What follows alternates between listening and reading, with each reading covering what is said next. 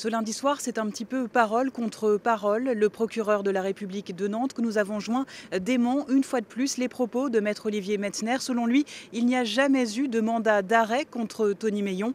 Le principal suspect dans l'affaire Laetitia était bien inscrit au fichier des personnes recherchées et à ce titre, il était sous le coup d'un mandat de recherche, ce qui est très différent. On écoute ces précisions au micro de Pierre-Emmanuel Besset.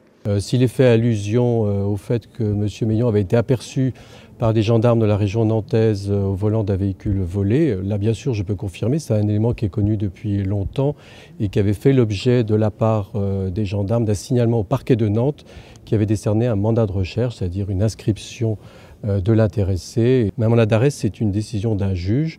Logiquement, elle apparaît sur le casier judiciaire et lorsque la procédure que vous connaissez a débuté, naturellement, il n'y avait pas de mandat d'arrêt inscrit sur le casier judiciaire, sinon on l'aurait su.